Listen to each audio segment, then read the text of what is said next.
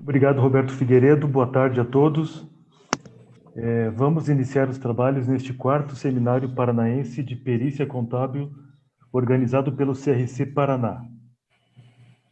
O primeiro painel tem como tema o axioma da prosperidade do neopatrimonialismo como base para perícia e laudos periciais. A palestra, esse tema será conduzido pelo palestrante professor Rodrigo Antônio Chaves da Silva. O professor Rodrigo, ele é contador, especialista em gestão econômica, professor universitário desde 2009, analista patrimonial, auditor, consultor, atuou como conselheiro fiscal do Sicob de Raul Soares, uma cidade de Minas Gerais, com experiência em instituições financeiras e de crédito, atua como perito judicial e extrajudicial, estando cadastrado no CNPC, Cadastro Nacional de Peritos Contábeis, ganhador dos Prêmios Internacionais de História da Contabilidade Martim Noel Monteiro, de 2007 e 2008, e de Contabilidade Financeira Luiz Chaves de Almeida, de 2008 e 2009, além do Prêmio Internacional Rogério Fernandes Ferreira, em 2011, todos em Portugal. O professor Rodrigo participou do primeiro Simpósio das Fronteiras do Conhecimento Contábil do Peru, em 2012, e de diversos congressos em Portugal, em 2015 e 2017. É membro imortal da Academia Mineira de Ciências Contábeis. Ainda escreveu cerca de 400 artigos e 22 livros de contabilidade, editados pela Juruá Editora, além de outras 6 obras de coautoria. Então, eu chamo para participar o professor Rodrigo. Passo a palavra ao senhor, professor Rodrigo. Seja bem-vindo mais uma vez. Muito obrigado pelo aceite e boa palestra, boa condução. Passo a bola. Muito obrigado. Muito obrigado, Emerson. Obrigado aos amigos aí do Conselho do Paraná. É uma honra muito grande estar com vocês, poder falar com vocês e também, ao mesmo tempo, poder compartilhar desse tema, que é um tema indelével, impreterível e, ao mesmo tempo, avançado nos nossos trabalhos de perícia e de profissão.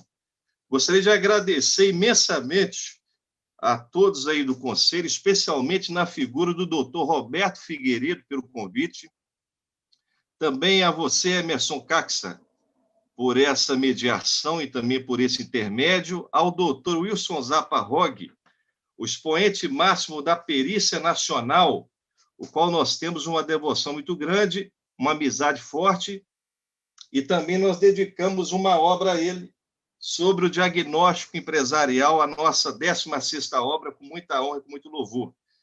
E gostaria também de falar sobre, agradecer a vocês aí, especialmente do Paraná, aquela terra entre os astros do cruzeiro, és o mais belo a fugir, Paraná será luzeiro, avante para o porvir. Essa é a primeira estrofe do grande hino feito por Bento Mossurunga e Domingos Nascimento, que é o hino do Paraná, essa terra de brasileiros que enaltece o nosso país e no campo pericial, de alguma forma, e podemos até dizer de uma forma muito peculiar, exaltam e enfatizam a carreira profissional da perícia e também a aplicação prática da contabilidade nesse solo querido que é o nosso Brasil. Queria agradecer a vocês a presença.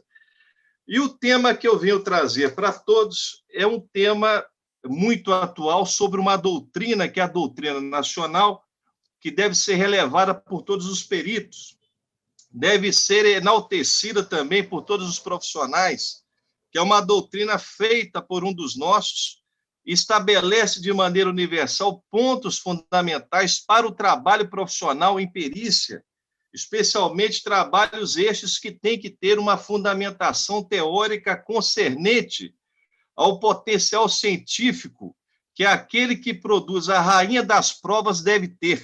Então, aqui eu trago para todos o tema, o axioma da prosperidade, como base para os laudos periciais e para as perícias, de forma geral. Nós sabemos que na literatura geral da contabilidade, nós tivemos vários autores em matéria de perícia, especialmente no Brasil, Nós temos, por exemplo, o primeiro autor de perícia foi o doutor Francisco Daura, em São Paulo.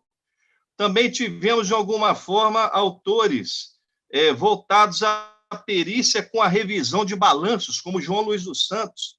Depois nós tivemos também autores ligados ao direito, como Erimar Carneiro, que publicavam obras de perícia, e mais para frente uma escola pericial, hoje liderada pelo doutor Wilson Zappa Rogge, com seus 45 livros, a maior parte de perícia, e também, hoje, é o expoente atual dessa área, mas também nós tivemos grandes autores, como o mestre Lopes de Sá, no trabalho seu pericial, o próprio Francisco Daura, Rio Moura, no Rio de Janeiro, aqui em Minas, o Marco Antônio Amaral Pires. Então, todos esses autores integram o nosso trabalho pericial, que começou em 2007 com uma apuração de haveres de uma sociedade de turcos, que havia numa cidade de Minas Gerais.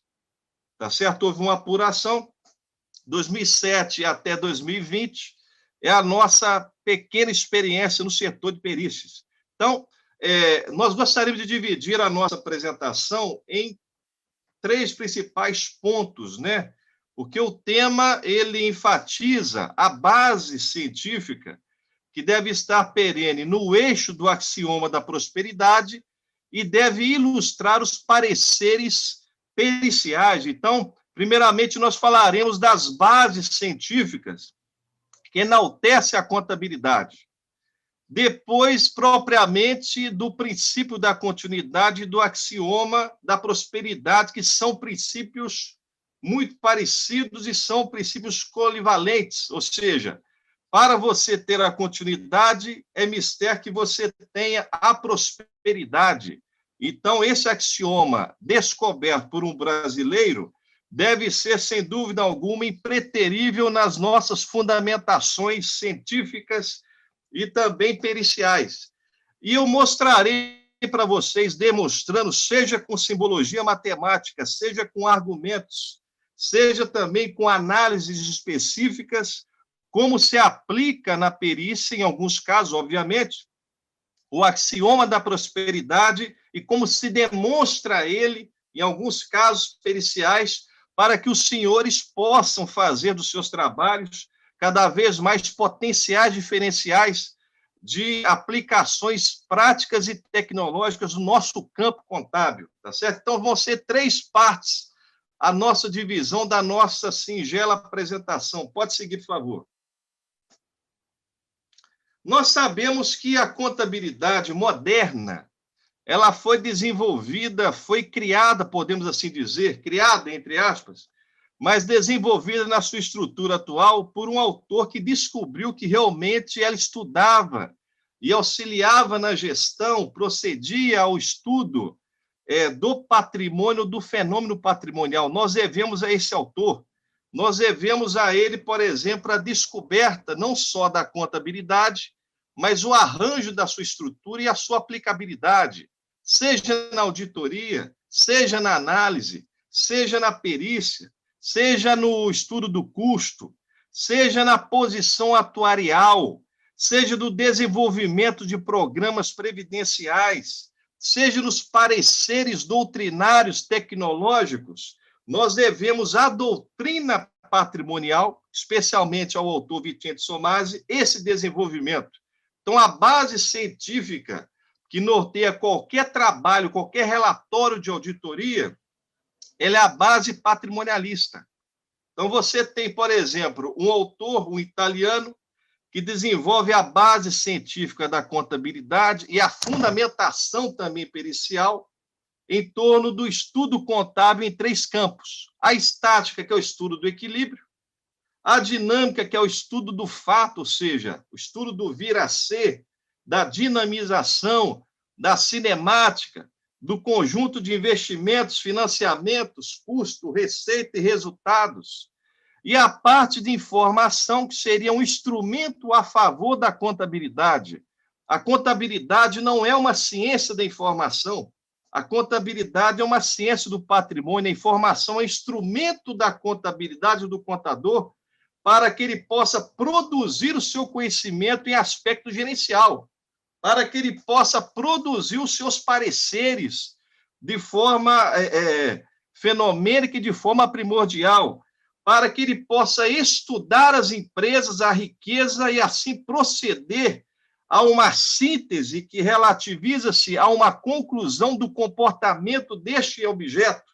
Então, a contabilidade, no sentido clássico, ela se divide em 3 campos. O campo do equilíbrio, que é fundamental para o estudo da massa, seja ela estado normal, seja ela estado falimentar. O campo da dinâmica, que é o estudo do fato e das funções dos sistemas patrimoniais. E o campo da informação, o qual nós tivemos grandes autores, inclusive os americanos. Podemos, por exemplo, aqui fazer menção do grande americano, do William Peyton, que fez praticamente uma Bíblia consagrando os conceitos patrimoniais com base patrimonialista, com toda a fundamentação da informação em torno do estudo gerencial. E essa base científica, obviamente, tinha uma comprovação na história, na lógica e na doutrina. O trabalho pericial é mistério, é primordialmente um trabalho de patrimônio. Quando você faz o estudo de uma empresa ligado a um problema justo contábil, você tem que resolver a quisila com base na lógica patrimonial, ou seja, nós procedermos a uma conclusão, a um parecer, o que nos parece sobre uma massa patrimonial, que é um conhecimento qual os juízes não têm, às vezes, um aprofundamento. Então, toda a base nossa pericial é uma base de estudo fenomenológico, doutrinal, comprovado na história, comprovado por diversos autores de senso patrimonial. Ademais, podemos ainda nos referir que os maiores autores peritos do Brasil, todos eles foram patrimonialistas. Não há um perito no Brasil que não estuda a contabilidade no seu posto maior, que não faz com que se emudeça a posição central dos estudos conceituais e técnicos, sem ser o estudo do patrimônio. Então, essa base que fomenta a perícia, fomenta a auditoria, usa a informação como meio instrumental para a inteligência do contador, que nós o somos, não desmerecendo qualquer outra profissão, mas nós não somos meros jornalistas de patrimônio, nós somos experts, nós somos especialistas, nós somos peritos, nós somos estudantes do patrimônio. Então, essa é a diferenciação de um mero processo de entrada de dados, de uma mera informação fria e seca, de um contador que realmente absorve para si toda aquela cultura que fez parte e desenvolveu a estrutura moderna atual. Pode seguir. Então, o patrimonialismo é a base principal de todo o trabalho contábil, todo o trabalho pericial. E o neopatrimonialismo, que é um tema que para muitos é novo, mas é uma doutrina que ela existe nos seus auspícios iniciais desde 1992, tá certo? É uma doutrina que, na verdade, levou praticamente de 30 a 50 anos para ser elaborada, numa forma geral. Por quê? Porque, primeiramente, nós temos o professor Lopes de Sá, expoente máximo da cultura brasileira e da perícia nacional, que ele começa o seu estudo no seu escritório, periciando empresas, mais ou menos 800 empresas. Das 800, ele tira 642 e faz estudos patrimoniais de diagnóstico pericial, diagnóstico gerencial, por mais ou menos 5 anos. Nesses 5 anos, ele revisa os trabalhos com mais 5 anos e faz aí com mais ou menos 56 funcionários, que eram os membros do seu escritório, um estudo em torno do equilíbrio e cria sua tese de doutorado, a teoria do capital das empresas, desenvolvendo métricas para você saber se a massa estava falida, qual que é o valor real da empresa, qual que é o diagnóstico geral da empresa, qual que é a posição financeira da empresa, se ela aguenta pagar uma dívida tributária, se ela está realmente devendo um lucro cessante, toda a base que nós temos pericial, se nós fôssemos estudar a obra do mestre, especialmente a sua tese, extrairíamos dela pontos fundamentais para que pudéssemos também embasar os nossos pareceres. Então, ele cria uma teoria do equilíbrio, volvido especialmente a condições ideais desse equilíbrio. Ele consegue descobrir que a posição fundamental que causa o equilíbrio é a circulação, e outra posição seria o processo de formação do resultado. Assim, ele cria uma teoria que, na posição do Masi, na época o Masi estava vivo, seria a posição de uma teoria geral, o desenvolvimento de uma teoria universal que pudesse estudar o fenômeno patrimonial. Assim, ele faz, em 81, uma outra teoria chamada Teoria das Funções Sistemáticas, a qual já considera elementos de sistemas como o meio patrimonial, a necessidade patrimonial, o desenvolvimento do estudo do diagnóstico pericial, teoremas de contabilidade, para que pudesse aperfeiçoar mais a posição profissional do contador.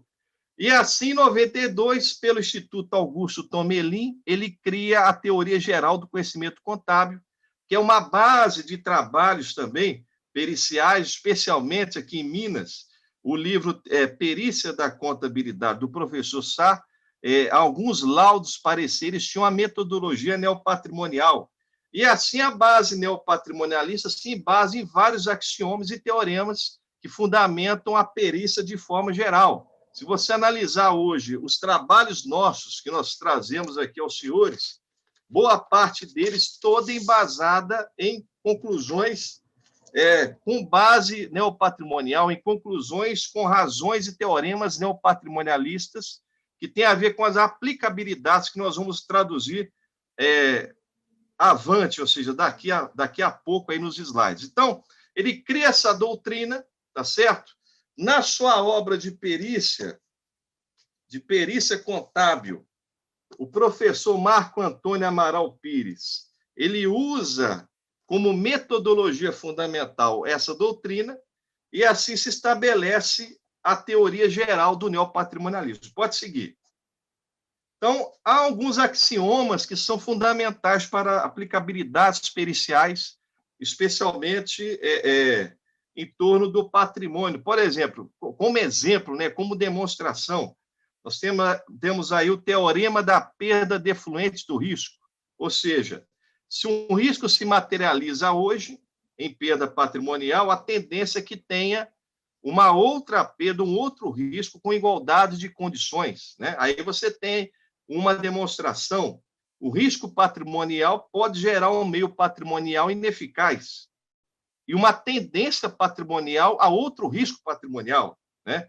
Ou seja, o meio patrimonial que gera uma função ineficaz, tal que o risco patrimonial gere também a circunstância dessa função ineficaz, faz com que você tenha uma ineficácia específica de acordo com a tendência patrimonial. Então, esse tipo de teorema, por exemplo, nós podemos utilizar em lucros cessantes, podemos utilizar em análise de recuperações, em perícias prévias, tá certo? Em diagnósticos patrimoniais sobre o estado da massa de riqueza, igualmente até para avaliações de fundo de comércio. Você tem o goodwill e você tem também o fator negativo material.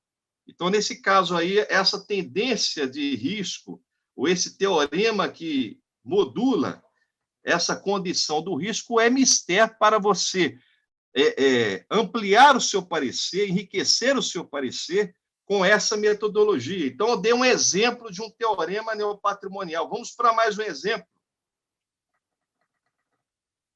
Mais um exemplo ligado à massa patrimonial que você pode utilizar com base nos seus pareceres, né? Teorema da correlação das origens dos capitais. Quanto maior a velocidade do capital circulante, menor a necessidade do capital próprio. Isso aí você pode utilizar abertamente em casos gerais, não só de diagnóstico patrimonial, mas até mesmo de avaliação de dissolução de sociedade. Que às vezes a pessoa pede um valor lá de uma cota, o valor fica tão alto que a empresa pode vir a morrer. Então, no caso, se ela não tiver condição circulatória que consiga embasar a massa de capital próprio, fica praticamente inexequível o parecer e também a mensuração desse valor. Então, aí tem uma demonstração. Ó. Se o tempo dos meios patrimoniais num processo semifinito ele é menor que o tempo da necessidade, ou seja, de uma dívida, isso vai gerar uma deficiência financeira que equivale a uma restrição, uma redução do meio patrimonial. Se esse meio patrimonial pertence ao capital circulante, nessas condições, você vai ter evolução do passivo de terceiros, que vai ser concomitante à evolução do tempo dos meios de pagamento. Ou seja, nesse caso aí vai ter um atraso maior e uma evolução da massa da dívida. Na redução que você tem do meio patrimonial, se houver uma deficiência financeira falsa, você terá que ter um capital próprio maior que a redução do meio patrimonial e também que a lentidão do tempo do meio patrimonial. Então, nesse caso aí, você pode utilizar largamente esse teorema, que é o teorema neopatrimonial, não apenas em consultorias, em diagnósticos gerais, mas especialmente em fundamentações metodológicas de laudos periciais que incutem a avaliação da massa falida, ou mesmo a avaliação dos sistemas. Nós temos, por exemplo, na nossa doutrina, um caso aqui, eu tenho um facsímile muito interessante, de uma ação que houve, uma ação a nível mundial, entre a General Electric S.A. e a Rio Elétrica Limitado. O que aconteceu? A General Electric vendia em comissão para a Rio Elétrica, ou estoque em consignação, tipos de estoques eletrodomésticos. E, de repente, a Rio Elétrica ela simulou uma incapacidade de pagamento e fez um calote na empresa matriz. Só que ela estava vendendo os bens, recebendo dinheiro, lucro, declarando lucro na época também para imposto de renda e não querendo pagar a matriz. Esse caso virou uma perícia a nível nacional que atuou-se nela os contadores Francisco Daura, Iberé Gilson e Ubaldo Lobo, todos eles fazendo pareceres volvidos aos teoremas que depois o professor Lopes de Sá os demonstrou, como no caso aí, esse teorema ligado à condição de velocidade. Então, você pode utilizá-lo também, não apenas para um diagnóstico de perícia administrativa, que seria uma análise aí na empresa, ou uma verificação também de condições amorfas ao desenvolvimento financeiro, como especialmente em casos nos quais você tem que diagnosticar a situação da massa patrimonial. Essa fundamentação ela é diferencial também no mercado. Quanto mais doutrina superior, quanto mais elementos teóricos insofismáveis e retratáveis, axiomáticos e postulares ou apodídicos, o perito utilizar, melhor para a tessitura e o bojo da peça pericial. Pode seguir. Então, após a exposição do neopatrimonialismo, fazendo algumas informações sobre a importância dessa doutrina, os teoremas dessa doutrina, a estrutura, que não dá para nós resumirmos. Nós fizemos várias conferências nos últimos anos, no Brasil e no exterior, para a exploração e a informação dessa doutrina, que em Latinoamérica é a mais comentada, na Europa também uma das mais comentadas, talvez a única do Brasil comentada, né? E praticamente também uma das fundamentais bases para o nosso estudo. Nós vamos entrar na questão do princípio da continuidade para chegarmos no axioma da prosperidade. E vocês entenderão como é que essa ligação está voltada ao enriquecimento do parecer ou do laudo pericial. Como é que nós podemos fundamentar melhor e muito mais bem feito o esboço dos nossos laudos periciais com base nessa teoria superior. Então, todos nós sabemos que há princípios da contabilidade. Por exemplo, eu sempre dou esse exemplo. Uma casa, para você construir, você tem que ter os fundamentos. Então, o conceito de princípio está ligado aos fundamentos. Se você destrói os fundamentos de uma casa, ou você tem que fazer uma outra casa, ou você teria que destruir a casa. Ou seja, não há casa sem fundamento, e se eu destruo os fundamentos, eu destruo a casa. Isso quer dizer, em lógica, que o princípio é uma regra invariável. Princípio é uma regra invariável universal de causa e efeito, de tempo e espaço, não sujeita a contradição. O termo princípio tem nada mais a ver com o ser supremo, com o arquiteto que arquitetou o universo e criou o universo. Eu não posso destruir o primeiro, eu não posso destruir a história, eu não posso destruir o início. Então, a partir do primeiro, tudo existe. E a mesma coisa em lógica e ciência. A partir do conceito primário, os outros vão existindo. Então, se eu destruir o princípio, eu destruo.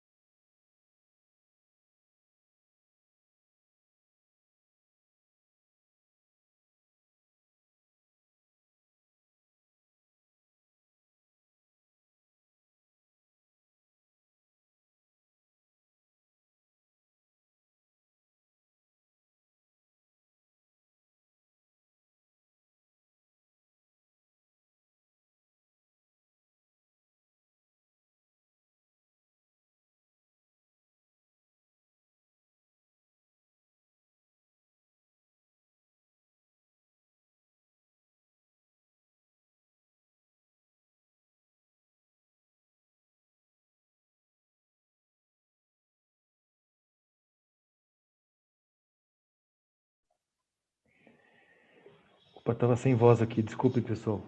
O professor Rodrigo caiu, perdeu a conexão, ele está tentando se recuperar. Aguardemos alguns instantes para o retorno dele.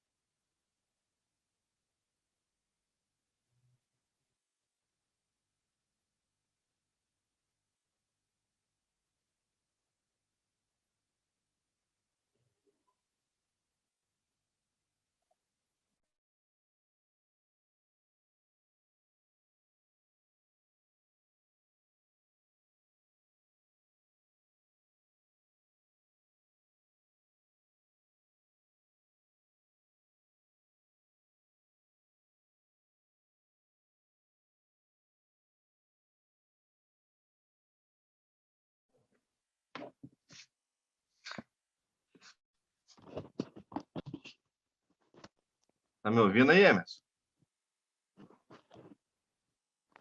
Alô? Sim, professor, Tudo estou te bem? ouvindo. Tudo bem. Quer continuar de onde parou, Pode professor? continuar, né? Pode continuar. Perfeito. Estabelecemos a conexão. Pode continuar, professor. Ok, tudo bem. Então, Só voltando aqui, sua imagem não aparece, professor. Se puder ligar sua câmera, eu seria ver aqui. interessante. Ok. Tá aparecendo? Apareceu. Boa continuidade. Eu estou com medo de queimar aí a imagem, a minha imagem. Não se preocupe com isso, não. Vamos lá. Pois bem, meus queridos, eu estava falando que o princípio é indestrutível. O princípio é o conceito primário. É uma regra universalmente válida, não sujeita a contradição, tá certo?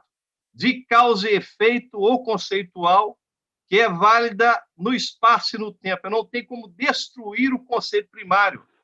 Eu não tenho como destruir o primeiro, Quem que vai destruir a Deus ou a realidade concreta? É impossível. Eu não tenho como fazer isso. Então, nessa mesma linha ilógica, eu tenho que ter uma regra invariável, imortal, como diziam os grandes lógicos, como Terranova, Thompson, Jacques Maritain, Leibniz, Aristóteles, outros mais, Bachelard e muitos outros, que é impossível eu fazer um conceito sem ter uma regra fundamental. Então, o princípio é isso. O princípio é uma regra válida universalmente, não sujeita a contradição. Quando nós fazemos estudos envolvidos à massa patrimonial em perícia, nós temos que fundamentar a contabilidade em princípio. A norma nós podemos usar também como complemento, mas a base científica vem do princípio.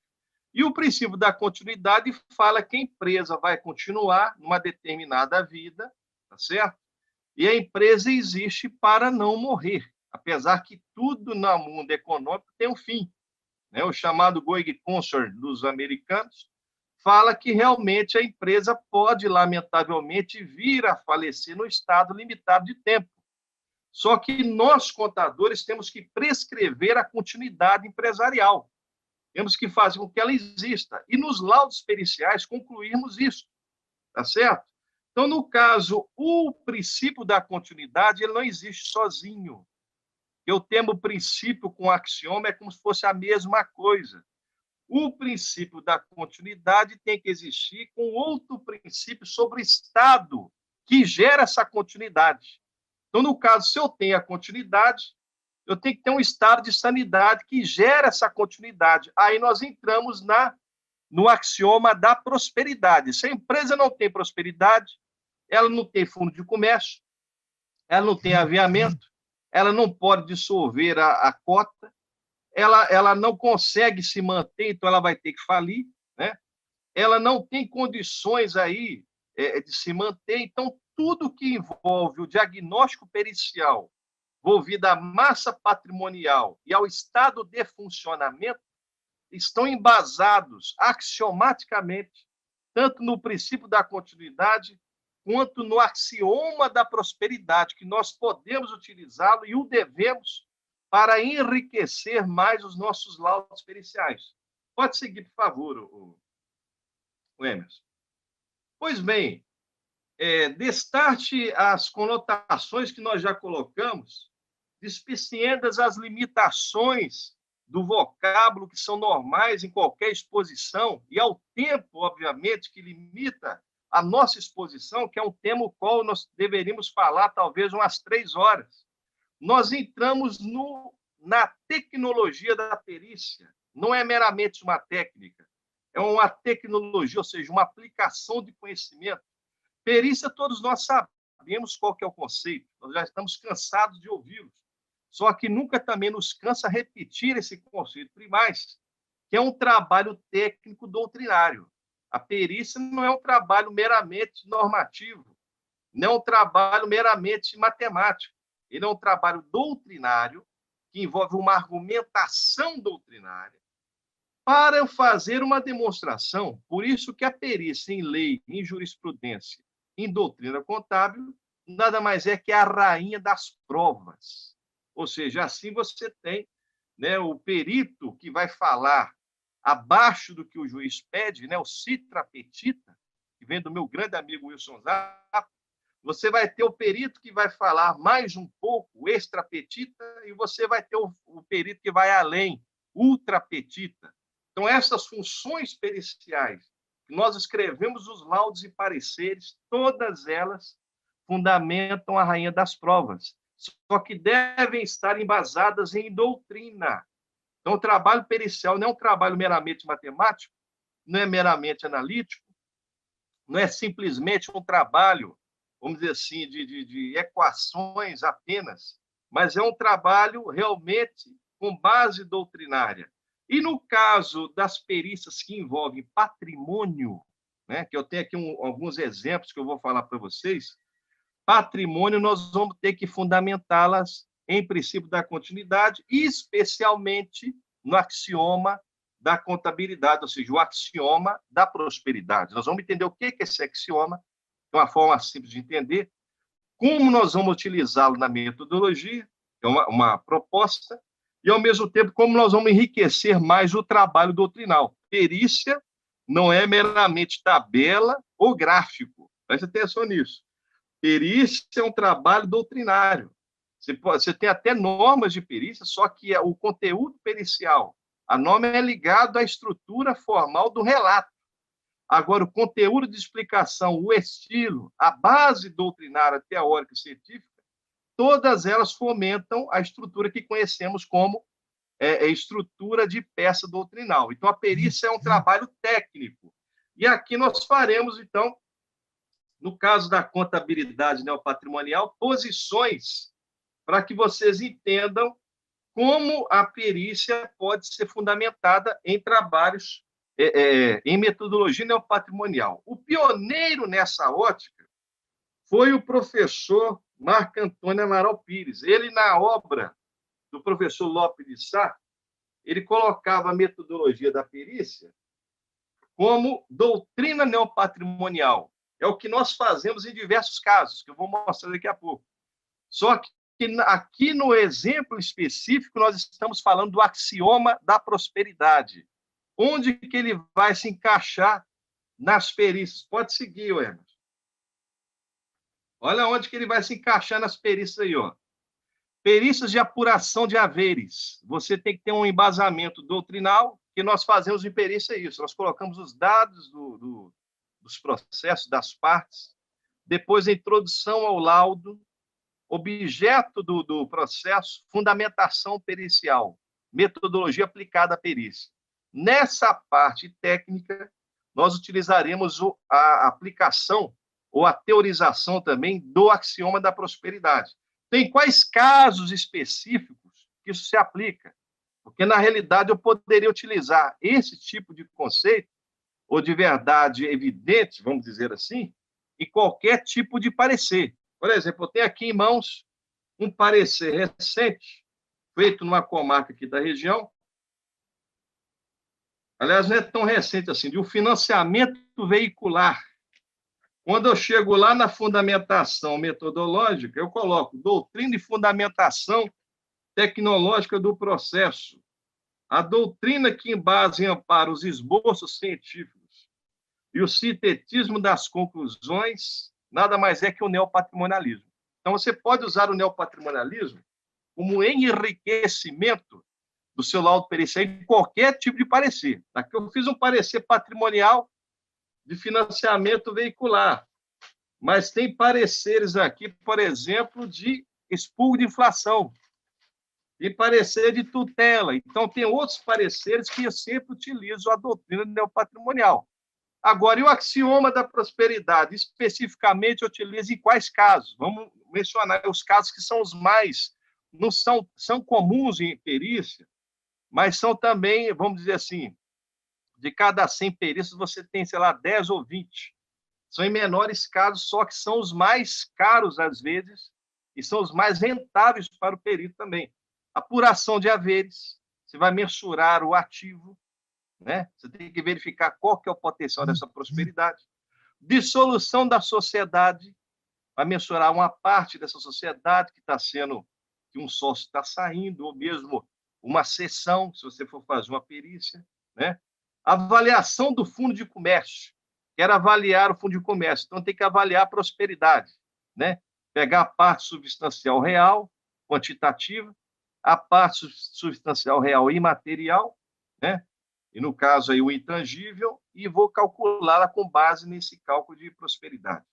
Avaliação de cotas. Posso também avaliar, acrescentar-lhe o fundo de comércio. Então, no caso, é a prosperidade da cota. Eu tenho uma empresa que eu comecei ela com 300 mil, mas a empresa teve prosperidade. Então, a minha cota não vale 300 mil mais. Pode valer 3 milhões, né? Então, há os cálculos para isso. Falência também, para saber se há prosperidade ou não, né? Se essa falência é proposital, eu vou conseguir desenvolver o laudo com base no axioma. Se a falência é normal, eu também vou saber com base no axioma. Se a falência é fraudulenta, também vou saber com base no axioma. O axioma é o eixo. Como eu disse anteriormente, é uma regra invariável. Se não tem regra invariável em ciência, a ciência não serve para nada. Ela é opinião da opinião, da opinião, da opinião, da opinião, você não chega em lugar nenhum, né? Você chega no tipo de estatística doida que vira um ciclo hipnótico. É uma autofagia, uma autolatria do próprio cálculo. Então, o axioma da prosperidade vai embasar também a recuperação da massa patrimonial. Se a massa patrimonial não tem como recuperar, eu vou ter que ter com base, uma base, aliás, que é fundada na posição de prosperidade. Em qualquer diagnóstico para juízes, diagnósticos justos patrimoniais, sempre eu vou utilizar como base metodológica, viu, gente? Os cálculos que eu utilizaria, a base metodológica, a base doutrinária, a base científica, estaria no axioma da prosperidade, que aqui eu farei demonstrações. Todavia, vocês podem utilizar aí nos laudos e pareceres, todavia, há cálculos mais contundentes, que não vai dar tempo para a gente fazer aqui. Se alguém depois quiser fazer aprofundamentos, terá que ler aí algumas obras sobre esse assunto e alguns artigos nossos também. Então, pode seguir. O que é o axioma da prosperidade? Então, primeiramente, o patrimônio tem um grau de continuidade e não tem como a empresa continuar sem prosperidade. Basicamente é isso. A prosperidade causa continuidade. E a continuidade, a prosperidade é o axioma, e a continuidade é o axioma, o qual embasa, né, todas as perícias patrimoniais. Eu só vou mensurar uma parte do patrimônio, vou separar uma parte do patrimônio, vou saber se ele vai continuar existindo ou não, eu tenho que utilizar essas fundamentações. Fora disso, eu não tenho como fazer. Então, na realidade, a prosperidade é um efeito da continuidade, é um estado que mantém a continuidade, vamos dizer assim. O que gera prosperidade? É o que nós chamamos de capital efetivo, que alguns até sinonimam com o fundo de comércio. Só que não é só o fundo de comércio. O fundo de comércio, nós entendemos como a parte material. No direito, você pegar o doutor Ives Gandra, por exemplo, ele vai comentar que o fundo de comércio é todo o patrimônio, né? Na contabilidade, se você for falar do fundo de comércio, o Paulo Autuori, por exemplo, o próprio Zaparrog, aí eu vou pegar também o Lopes de Sá, o Erimar Carneiro, no Brasil, José Mascarenhas, Francisco Dáurea, e no exterior o Masi, o Pietronida, o Aldamaduzzi, o Alberto Chequerelli e outros grandes clássicos, eles vão falar que o capital efetivo é o capital real, produto da soma dos elementos positivos menos os negativos, que não é só ativo e passivo. É todos os fatores reais, materiais e imateriais que acrescentam massa e efetividade à capitalização. E aquilo que é contraposto a isso seria fator negativo. Um fator positivo, a empresa, seria a imagem empresarial. Um fator positivo à empresa seria a tradição imaterial. Um fator positivo seria a capitalização, a doação e assim por diante. Fatores negativos, perdas patrimoniais, destruição da imagem patrimonial, redução de lucros, né? Perdas de estoque e assim por diante. Então, você tem um capital efetivo. Esse capital gera uma prosperidade e essa prosperidade que vai manter a continuidade do patrimônio. A prosperidade, em termos mais simples, pode ser definida como eficácia. O que é eficácia em contabilidade neopatrimonialista? É a satisfação de uma necessidade. Eu tenho aí um teorema aí, ó. Eu tenho uma necessidade com uma finalidade. A finalidade implica um meio patrimonial. O meio implica uma função. E a função, quando é satisfeita, quando ela é necessidade igual a zero, gera a eficácia. Então, por exemplo, se eu tiver a necessidade de pagar uma dívida, com qual finalidade? De manter a empresa solvente. Qual o meio que eu uso para pagar? O caixa. Se o caixa é maior que a dívida, eu tenho a eficácia. É um exemplo simples. Outro exemplo, eu preciso ter o lucro. Para isso, eu preciso gastar. Então, a necessidade é ter um custo. Com qual finalidade? Produzir ou manter a empresa. Qual o meio patrimonial que eu uso para absorver esse custo? A receita ou o preço de venda. Se a receita com o preço de venda é igual ou superior à necessidade, gera necessidade igual a zero, eu teria a eficácia. E assim eu posso fazer para a produção, para a produtividade, para a operacionalidade, para o equilíbrio. Eu tenho a necessidade de ter o capital equilibrado. Com qual finalidade? A harmonia da estrutura. Qual meio que eu vou utilizar? A quantidade e o tempo. E nessa condição, eu tenho a função de estabilizar os meios. Então, no caso, eu tenho várias necessidades do patrimônio, tal qual tenho vários meios. Um meio não existe num sistema apenas. Eu posso ter um estoque, que é meio para a produtividade, que é meio para o crescimento, que é meio para a proteção de risco, que é meio para o pagamento de dívida, que é meio para a venda e absorção do custo. Então, um elemento no patrimônio pode servir para vários sistemas, de tal maneira que você tem nos sistemas definidos, são 8, né? Sistema financeiro de liquidez, sistema de resultado de formação do lucro, sistema de estabilidade ou de equilíbrio, sistema de economicidade ou vitalidade, sistema de eficiência ou produtividade, sistema de proteção do risco ou invulnerabilidade, sistema de crescimento ou elasticidade e sistema de interação com o meio ambiental ou socialidade. Então, nos 8 sistemas, eu tenho resultantes conforme as necessidades. A soma dessas resultantes, como está no teorema aí, que estão para as necessidades em soma, tal qual os meios dessas resultantes satisfazem as necessidades, isso em soma, se houver a satisfação das necessidades de pagamento, de lucro, de equilíbrio, de vitalidade, de produtividade, de vulnerabilidade, de crescimento, de socialização, eu tenho eficácia total. Então, a prosperidade nada mais é que o conjunto de eficácias do patrimônio, tá certo? Em prol do crescimento patrimonial. É o que fundamenta a continuidade empresarial, basicamente isso. Pode seguir. Numa outra transmutação, você tem os axiomas. A eficácia, que é igual a necessidade igual a zero, você tem uma função, você tem uma necessidade que gera um meio, esse meio vai se movimentar, se o movimento satisfaz a necessidade de eficácia. E como é que é a prosperidade? É no raciocínio simples entendido assim. Se a eficácia é igual à necessidade satisfeita, se eu pegar a soma das necessidades satisfeitas em prol maiores que a ineficácia dos sistemas, eu tenho a prosperidade, que é equivalente ao crescimento. Tudo isso aí vai embasar o que nós entendemos como fundo de comércio, avaliação de empresas, avaliação de falências, cisão de sociedades, fusão de sociedades e por aí vai. Por quê? Porque a massa de prosperidade nada mais é que um capital que eu tenho e o potencial que cresce a mais. Então, se o meu capital nominal é 300, e no caso a massa subiu 10 vezes mais, eu tenho aí a prosperidade como essa diferença. Basicamente isso. Continuando, então. Houve algum problema aí, Emerson? Eu não estou vendo os slides.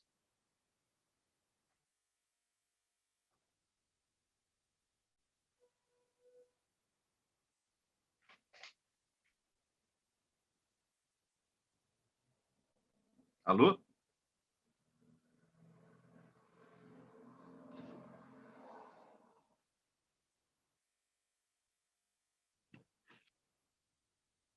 Então, continuando, gente. Vou continuar na minha fala aqui normalmente. O axioma da prosperidade, ele se mantém na métrica que eu comentei anteriormente. Você tem, por exemplo, uma soma de resultantes, né, de eficácias, e, ao mesmo tempo, você tem uma constante delas. Então, nessa posição, se há crescimento patrimonial, eu tenho a prosperidade. Então, no caso de uma massa falida, geralmente há um decréscimo de massa. No caso de uma dissolução de sociedades, eu tenho o valor nominal, mas o acréscimo da massa. E, ao mesmo tempo, quando você pega, por exemplo, algum valor que você vai avaliar, há sempre uma diferença para mais. Essa condição que nós vamos chamar de prosperidade. Ou seja, se a soma das eficácias estiver ao infinito, maior que a condição ao infinito ou semi-infinito, eu terei acréscimo no capital próprio. e com isso terei também a prosperidade. Essa é a básica posição da prosperidade. Emerson.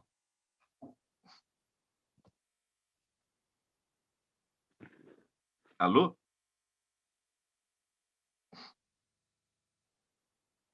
Opa, voltou.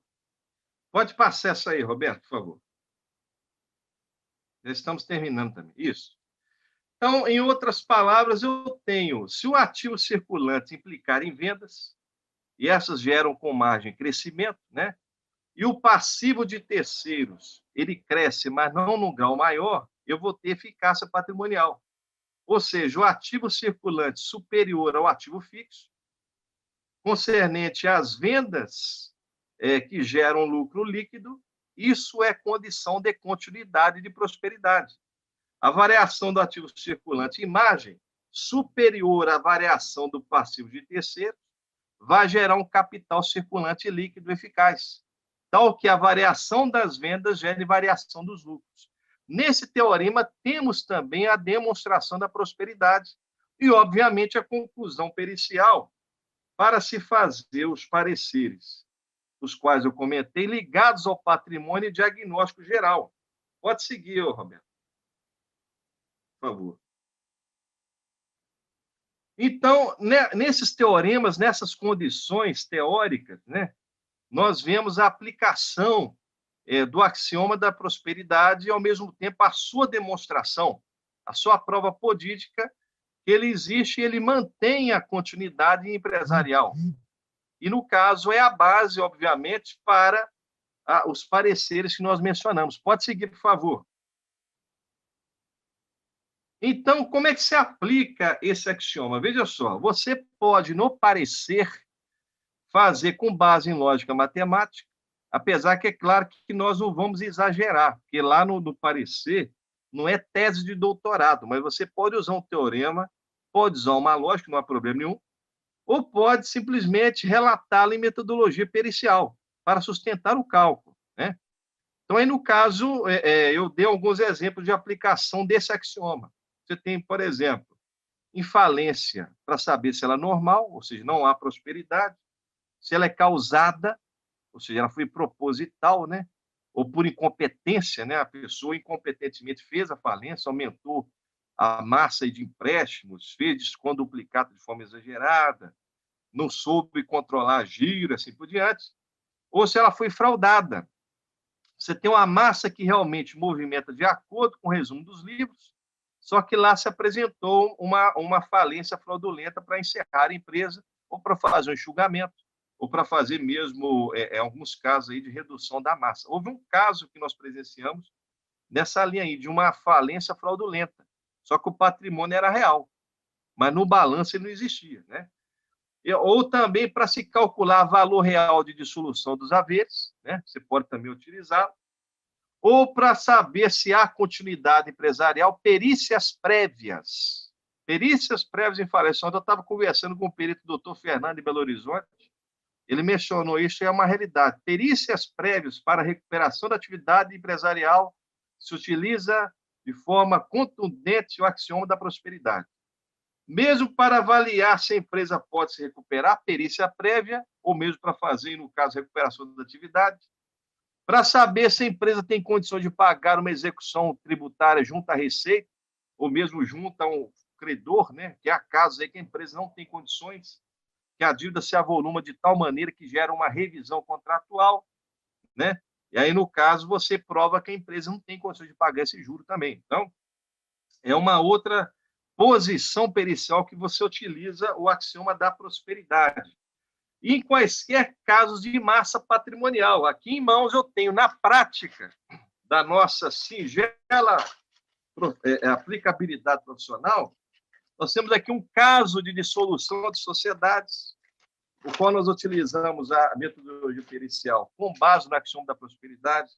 Temos casos de revisões contratuais, casos de análise de financiamento, execução de dívidas entre terceiros, execução de dívidas entre empresas, execução de dívidas tributárias, massa falida e por aí vai. Então, são vários casos patrimoniais que nós experimentamos e nós fizemos um embasamento pericial com a teoria neopatrimonial e o axioma da prosperidade. Então, tudo isso é aplicável.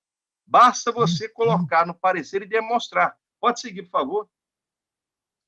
Então, aí eu vou já para as nossas conclusões. Eu acredito que o nosso tempo já está rarefeito e nós teremos que ir para as perguntas. Podemos seguir. Como primeira conclusão, eu digo e afirmo que o perito tem que sempre fundamentar a sua peça, com elementos técnicos e doutrinários de alto valor. Então, ainda mais com a doutrina neopatrimonialista, que é a mais importante do Brasil e a mais comentada na América do Sul, nós estaremos lançando agora 3 volumes sobre a doutrina neopatrimonialista, o doutor Valério Nepomuceno e uma equipe das universidades colombianas. Né? É uma rede de professores, todos aí publicando em espanhol e em português esta obra sob a direção do competente doutor Jesus Pinheda. Então, é fundamental que nós utilizemos as melhores teorias nos nossos laudos. Para os casos que eu comentei de avaliação, análise, constatação da massa, também é fundamental a base no axioma da prosperidade. Então, se você quiser enriquecer o seu laudo, lembrando também como exemplo que houve casos aí de discordância pericial na nossa vida profissional, que a vitória da verdade se deu com base na doutrina, especialmente no neopatrimonialismo, quer dizer, se você utilizar doutrinas superiores, você terá diferenciais nos seus pareceres. Então, é mais uma argumentação a favor da utilização do axioma da prosperidade. Então, pode-se utilizar a reveria e, como regalia, esse axioma para embasar o seu processo, o seu laudo. E o axioma da prosperidade diz isso, que o crescimento patrimonial depende da capitalização dos fatores positivos, das eficácias dos sistemas, né? E a síntese dele nada mais é que o crescimento empresarial e a demonstração que há continuidade ou não, que a massa patrimonial aguenta resistir, ela vai ou falir, ou ela pode se dissolver, ou pode se avaliar-se com base nesse crescimento e nessa posição fenomênica, tá certo? E é uma sorte muito grande nós termos esse axioma, que é um acréscimo dos princípios gerais da contabilidade, como base em nossas perícias e conclusões. Basicamente, essa seria a nossa última conclusão. Pode seguir, por favor, doutor Roberto. Eu gostaria de deixar aqui, de antemão, o meu agradecimento, antes das perguntas, das posições gerais, de questionamento, da sabatina dessa pleiade de profissionais que acompanha essa nossa singela apresentação. Pode seguir, por favor. Mas eu gostaria de deixar aí para vocês algumas informações gerais, pode passar, sobre o nosso modesto trabalho, contábil, né? Deixar à disposição de vocês aí o nosso e-mail. Pode passar, Roberto, por favor. O nosso e-mail, também o site da editora Juruá, caso você queira depois consultar alguma obra de perícia. Lembrando a vocês que o maior autor de perícia hoje, sem dúvida alguma, é o doutor Wilson Zappa. Lá tem todas as obras dele. Vale a pena você consultar, tá certo? Deixar também disponível o nosso e-mail, Prof. Rodrigo Chaves, com mais um S, @yahoo.com.br. Nosso Instagram, @Prof. Rodrigo Chaves. O nosso site, profrodrigochaves.com.br, o qual nós estamos desenvolvendo uma escola. Pode passar. Nós estamos desenvolvendo uma escola com o primeiro curso, o Criador da Estrutura Moderna da Contabilidade, que vocês podem estar acessando aí e verificando a possibilidade de serem membros dessa escola, que ela complementa os conhecimentos superiores. Ela não é uma faculdade nem uma pós-graduação. Ao contrário, ela é uma entidade que procura aprimorar mais os conhecimentos gerais. Tá certo? E o nosso Twitter também, @Prof. Rodrigo Chave, sem o ES, né? Para se alguém tiver alguma dúvida, alguma questão. E o nosso YouTube, Rodrigo Antônio Chaves da Silva, que você pode se inscrever e acompanhar os nossos vídeos e as nossas conotações. Passa, por favor, Roberto.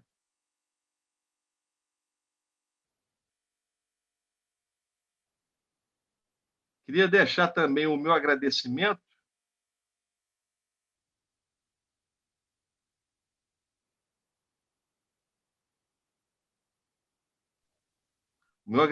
a todos do Conselho do Paraná, tá certo? Muito obrigado pelo convite aí. Professor Rodrigo, perdão. Eu pedi, o Roberto Figueiredo vai colocar seus contatos na tela, já na sequência. Perfeito. Então, diante do ocorrido, do problema na plataforma do Zoom, na transmissão desse evento, nós, infelizmente, não poderemos formular perguntas ao professor, então teremos que encerrar essa atividade nesse momento. Agradecemos de coração pela sua predisposição, pela sua palestra, pelos seus ensinamentos.